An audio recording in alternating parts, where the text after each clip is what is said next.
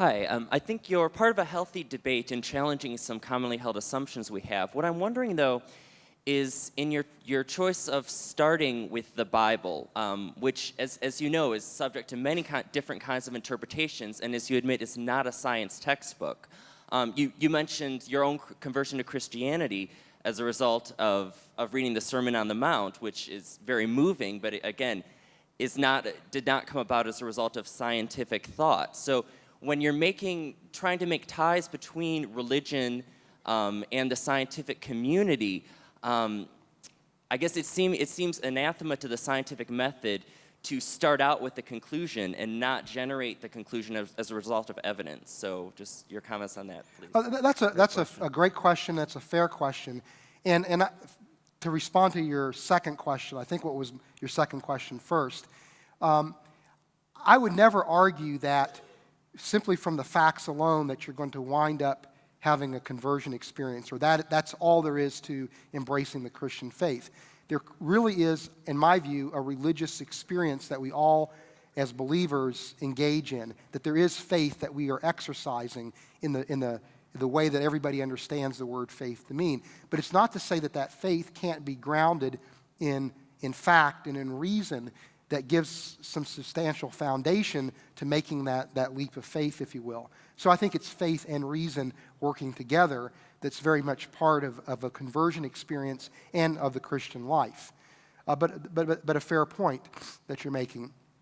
Secondly, with regard to your question about using the Bible as a starting point, again, a fair question, but what essentially we're doing is we are making the assumption that what the Bible is teaching has validity, has some merit, or has some truth to it.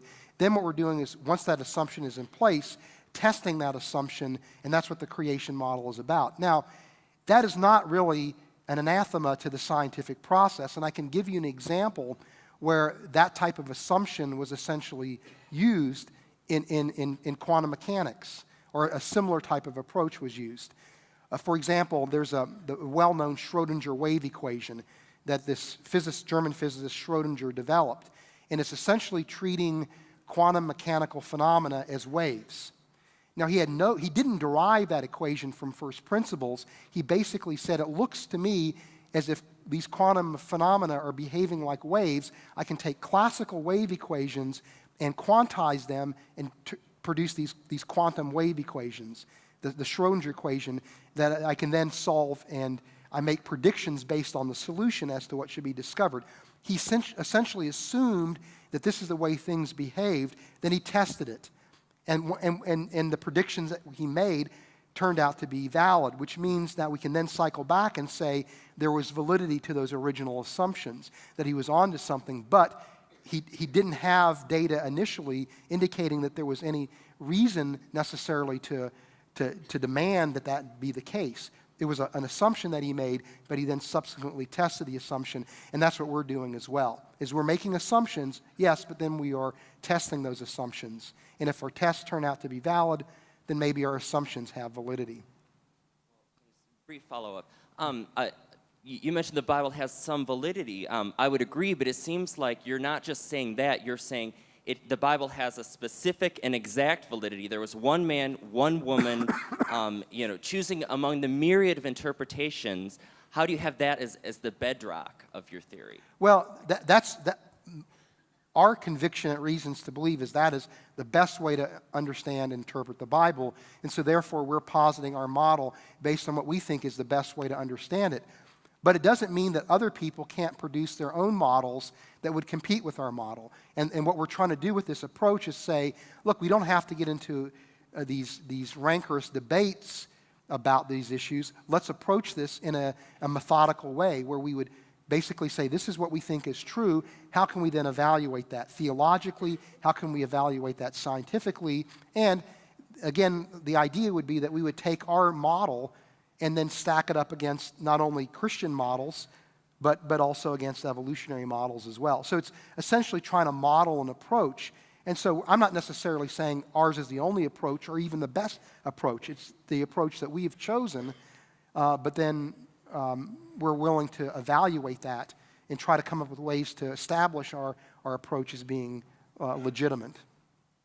Would you say, Fuzz, I think that he asks a great question related to that, because there's so many people who are scientists who would say, I won't grant you that presupposition that the Bible is basically a valid place.